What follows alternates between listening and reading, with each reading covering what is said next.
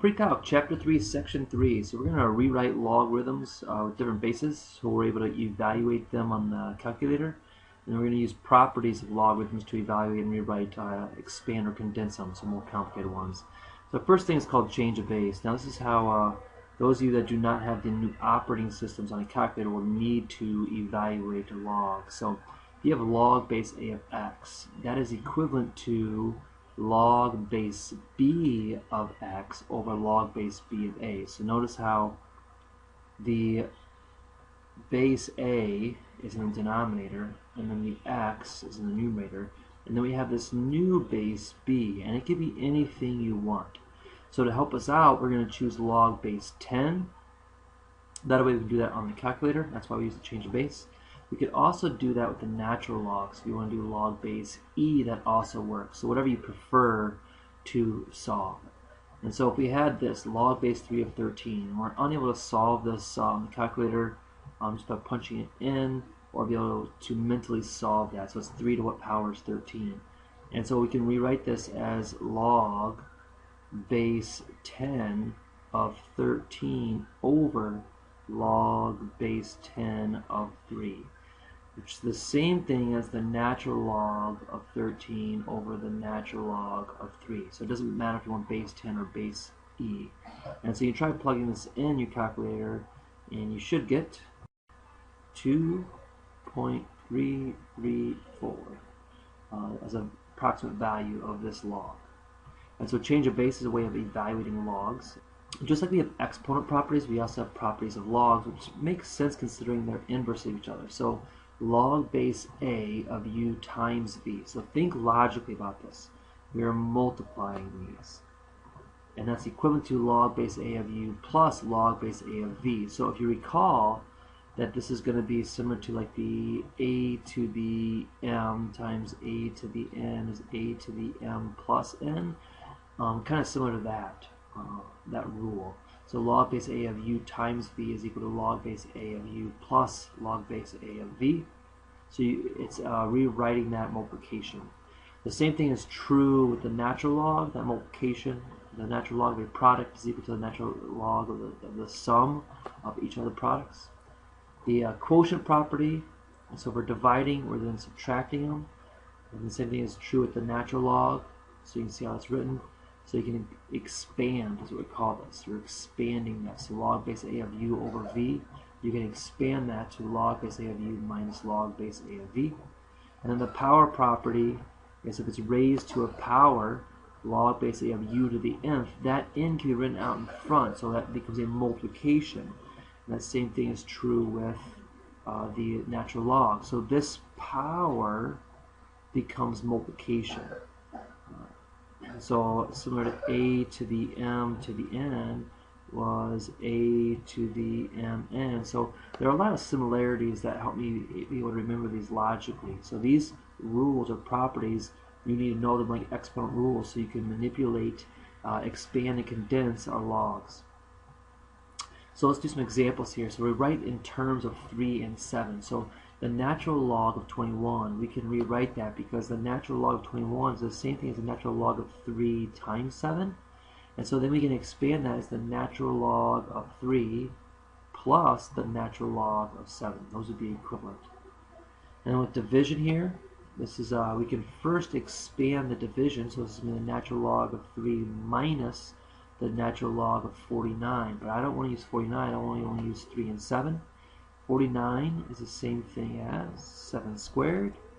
So this is 7 squared, which we could write as natural log of 3 minus 2 times the natural log of 7.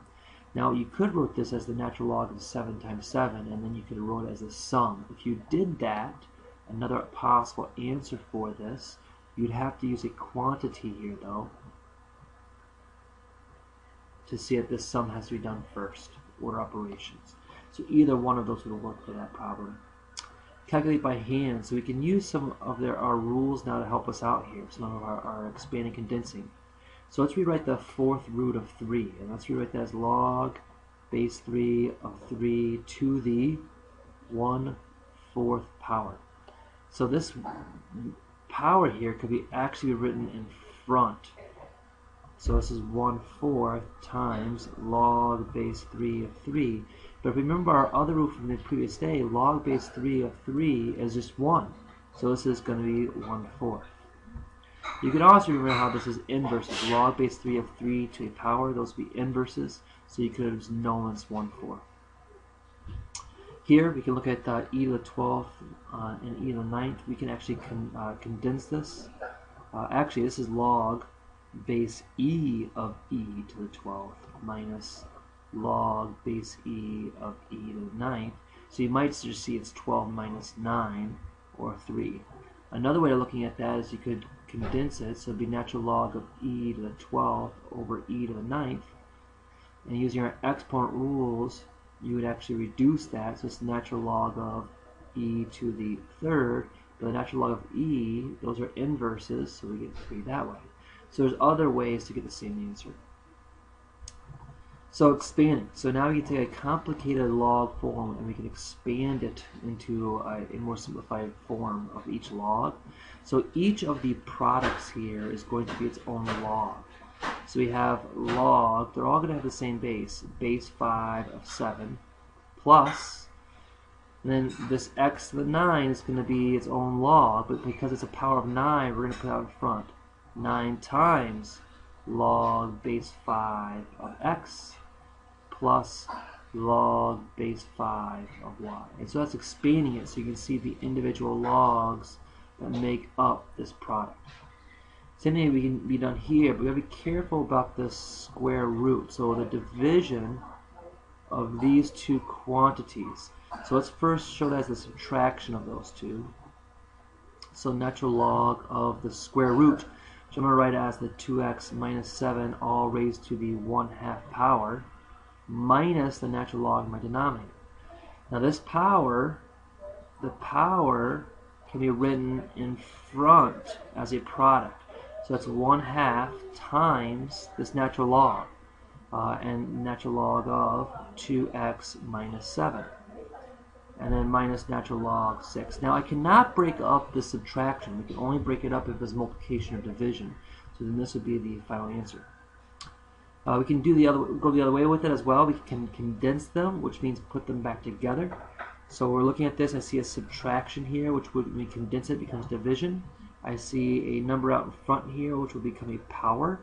So if I'm going to condense this, I'm going to have a division where all the stuff in the front here will be my numerator.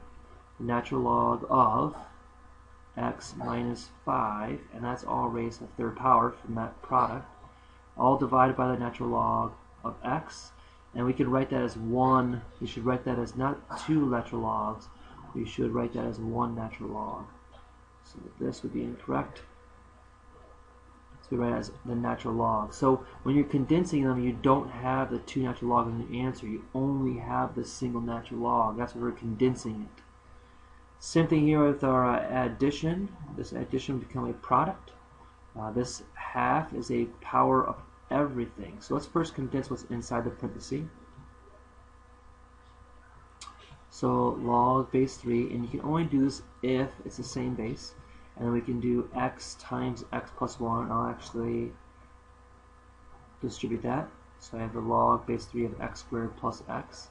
And then I can take care of this 1/2 in front. I can make it a power.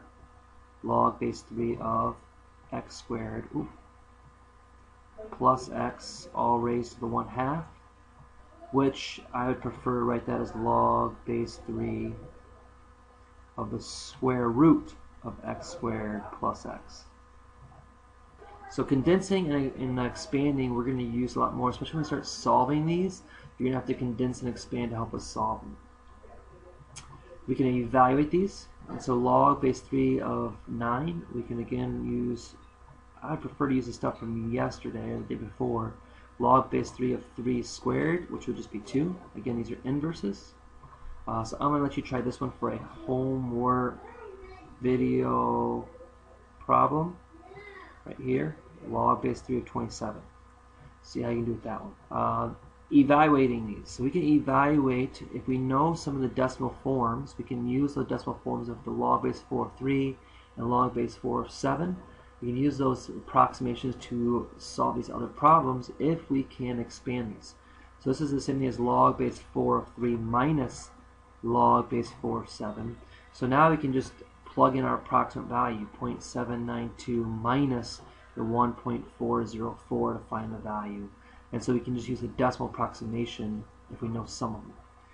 Log base 421, we can do the same thing, but we can rewrite the 21 as 7 times 3.